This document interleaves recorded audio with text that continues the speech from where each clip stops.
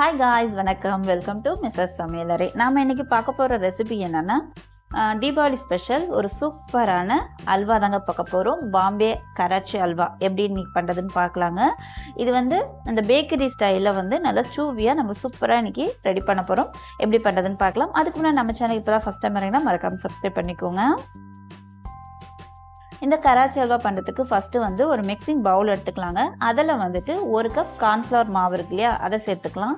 நான் இன்றைக்கி மெஷரிங் கப்லாம் எதுவும் எடுக்கலைங்க. வீட்டில் இருக்க சாதாரண ஒரு பவுல் தான் எடுத்திருக்கேன். இப்போ அந்த பவுல்லே நான் எல்லாத்தோட அளவையும் நான் சொல்கிறேன் உங்களுக்கு. இப்போ ஒரு கப் கார்ன்ஃப்ளவர் மாவுக்கு 2 கப் தண்ணி சேர்த்துக்கலாங்க. தண்ணி சேர்த்துட்டு எந்த வித கட்டிகளும் இல்லாமல் ஒரு விஸ்கு வச்சு இதை நல்லா கரைச்சி எடுத்துக்கலாம். நம்ம கார்ன்ஃப்ளவரை நல்லாவே கட்டிகள் எதுவும் இல்லாமல் நம்ம கரைச்சி விட்டாச்சுங்க. இது தனியாக இருக்கட்டும். அடுத்ததாக அல்வா செட் பண்ணுறதுக்கு நான் ஒரு கேக் டின் எடுத்திருக்கேங்க.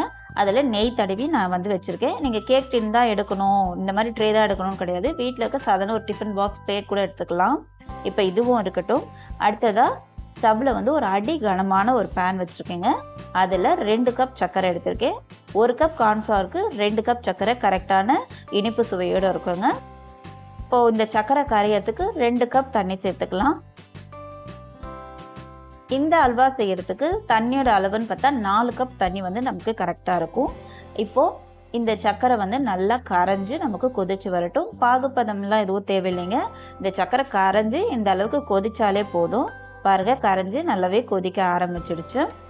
இந்த ஸ்டேஜில் நம்ம கரைச்சி வச்சுக்கோ இல்லையா கார்ன்ஃப்ளவர் இருக்கு இல்லையா, அதை சேர்த்துக்கலாம். கார்ன்ஃப்ளவர் தண்ணியை நம்ம சேர்க்கும் போது ஒரு வாட்டி நல்லா கலந்து கொடுத்துட்டு தாங்க சேர்க்கணும். இல்லைன்னா கார்ன்ஃப்ளவர் அடியில் அப்படியே தங்கிடும். இந்த மாதிரி மிக்ஸ் பண்ணிவிட்டு ஸ்டவ்வை ஸ்லிம்மில் வச்சதுக்கப்புறம் நம்ம இந்த பேனில் சேர்த்துக்கலாம். பேனில் சேர்த்ததுக்கப்புறமா நம்ம இதை ஒரு வாட்டி நல்லா கலந்து கொடுத்துக்கலாம். நல்லா கலந்து கொடுத்ததுக்கப்புறமா நான் ஒரு நல்ல ஒரு கலர்ஃபுல்லாக இருக்கிறதுக்காக எல்லோ ஃபுட் கலர் ஒரு 2 பிஞ்சு மட்டும் நான் சேர்க்க போகிறேங்க. உங்களுக்கு வேணான்னா நீங்கள் ஸ்கிப் பண்ணிக்கலாம். இது ஆப்ஷனல் மட்டும்தான். நான் வீடியோக்காக மட்டும்தான் இந்த ஃபுட் கலரே சேர்க்குறேன். இப்போ இதை சேர்த்துட்டு ஸ்டவ்வை மீடியம் ஹீட்லேயே வச்சுட்டு இதை நல்லா கலந்து கொடுக்கணுங்க. இதை நம்ம கலந்து கொடுக்க ஒரு 2 நிமிஷத்துலேயே நமக்கு அல்வா இந்த மாதிரி கட்டி கட்டியாக வர ஆரம்பிச்சிருங்க. ஓரளவுக்கு இது திக்காய் வரட்டும். இந்த அல்வா செஞ்சு முடிக்கிற வரைக்குமே ஸ்டவ் சிம்மில் தான் இருக்கணும். அதே மாதிரி நம்ம கைவிடாமல் கலந்து கொடுத்துக்கிட்டே தாங்க இருக்கணும். பாருங்கள், ஓரளவுக்கு திக்காக ஆரம்பிச்சிருக்கு. இந்த ஸ்டேஜில் நம்ம 2 டேபிள் ஸ்பூன் நெய் சேர்த்துக்கலாம். இந்த அல்வாவுக்கு மொத்தமாகவே நமக்கு ஒரு 1/4 கப் நெய் தேவைப்படும். அதில் ஃபஸ்ட்டு ஒரு 2 டேபிள் ஸ்பூன் இப்போ சேர்த்துருக்கேங்க. சேர்த்துட்டு இதை நல்லா நம்ம கைவிடாமல் மிக்ஸ் பண்ணணும். பாருங்கள், ஒரு 2 நிமிஷத்துலேயே அல்வா நமக்கு நல்லா சூப்பராக திரண்டு வர ஆரம்பிக்குது. பாருங்கள், ஒரு கண்ணாடி மாதிரி வருது பார்த்தீங்களா, இந்த மாதிரி வரணுங்க. இந்த அளவுக்கு வந்ததுக்கப்புறமா நம்ம நட்ஸு சேர்த்துக்கலாம். நான் பாதாம் முந்திரி தான் ஒரு 1/4 கப்பு கட் பண்ணி சேர்த்துக்கிறேன். நீங்கள் இது கூட வேறு எதனா நட்ஸு சேர்க்கறனால சேர்த்துக்கலாம். வறுக்க தேவையில்லை, அப்படியே சேர்த்துக்கலாம். சேர்த்துட்டு இதை நல்லா நம்ம கைவிடாமல் கலந்து கொடுத்துக்கலாம். பாருங்கள், இப்போவே பேனில் நல்லா ஒட்டாமல் வருது. இந்த ஸ்டேஜ் வந்ததுக்கப்புறமா நம்ம 1/4 கப் நெய் சொன்னோம் இல்லையா, மீதி இருக்கிற நெய்யை இப்போ எல்லாத்தையும் சேர்த்துக்கலாம். சேர்த்துட்டு ஒரு 2லேருந்து 3 நிமிஷம் மட்டும் நம்ம நல்லா கைவிடாமல் கலந்து விடலாங்க.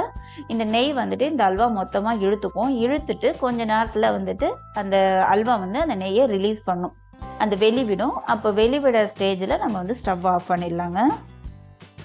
இப்போ எல்லா நெய்யும் நல்லா அப்சர்வ் பண்ணிடுச்சு. இப்போ வரைக்குமே ஸ்டவ் சிம்மில் வச்சு தாங்க நான் செஞ்சிட்ருக்கேன். சிம்மில் வச்சு செய்யும் போதே இந்த அல்வா ஒரு 10லேருந்து 15 நிமிஷத்துலேயே நமக்கு ரெடி ஆகிடும். பாருங்கள், அந்த நெய் இப்போ தான் வெளிவிட ஆரம்பிக்குது. இப்போ கைவிடாமல் நல்லா கலந்து கொடுத்துட்டு ஸ்டவ்வை நம்ம ஆஃப் பண்ணிடலாம். நான் ஆல்ரெடி நெய் தடவி வச்சேன் இல்லையா, அந்த ட்ரேயில் கொஞ்சமாக பாதாம் முந்திரி அழகுக்காக மட்டும் நான் போட்டிருக்கேங்க. இப்போ அதில் இந்த அல்வாவை நம்ம எல்லாத்தையும் சேர்த்துடலாம். பாருங்கள், இப்போ அந்த அல்வா கொட்டும் போது எந்த அளவுக்கு சூப்பராக வருது பாருங்கள். இப்போ இதை ஒரு ஸ்பூன் இல்லைன்னா ஒரு ஸ்பேச்சுலா வச்சு இதை சமன்படுத்திக்கலாம். உங்ககிட்ட இந்த மாதிரி ஸ்பேச்சுலா இல்லைன்னா கிளாஸு இல்லைன்னா ஒரு பவுலோட அடிப்பாகத்தை வச்சு கூட நீங்கள் சமன்படுத்தினீங்கன்னா நமக்கு கரெக்டான லெவலில் வந்துடுங்க. இப்போ நான் சமன்படுத்திட்டேன். இது ஒரு 1/2 hour ஃபேன் காற்றுலேயே நல்லா ஆறி வரட்டும். நல்லா நமக்கு செட் ஆகிடும். இப்போ வந்து ஒரு 1/2 அன் ஹவர் ஆயிடுச்சுங்க. நல்லா நமக்கு ஆறிடுச்சு. இப்போ வந்துட்டு இதை ஒரு பிளேட்டுக்கு நம்ம மாற்றிக்க போகிறோம். பாருங்கள், நான் வந்து ஒரு பிளேட்டில் மாற்றிட்டேன். அந்த ட்ரேயில் சுத்தமாக ஒட்டாமல் நமக்கு சூப்பராக வந்துட்டு இந்த கராச்சி அல்வா வந்துடுச்சு. இப்போ இதை வந்துட்டு ஒரு கத்தி வச்சு நம்ம கட் பண்ணிக்கலாம். கத்தியில் நெய்லாம் தடவணும்னு இல்லைங்க, நம்ம அப்படியே கட் பண்ணலாம். உங்களுக்கு எந்த ஷேப்பில் வேணுமோ அது மாதிரி கட் பண்ணிக்கோங்க. நான் வந்து ஸ்கொயர் ஷேப்பில் தான் வந்து கட் பண்ணுறேன். இந்த அல்வா வந்துட்டு நம்ம பேக்கரியில் எப்படி நல்லா சூவியாக கிடைக்கும் பார்த்தீங்களா, அதே மாதிரி நம்ம கொஞ்சம் சூவியாக, அதாவது கொஞ்சம் ஹார்டாக தான் இருக்கும்.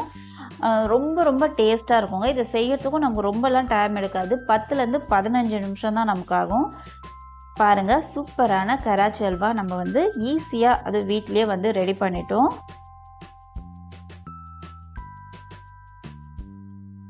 அவ்வளோதாங்க, பேக்கரி ஸ்டைல் பாம்பே கராச்சி அல்வா சூப்பராக நம்ம வீட்லேயே வந்து ரொம்ப ரொம்ப ஈஸியாக நம்ம ரெடி பண்ணிட்டோங்க.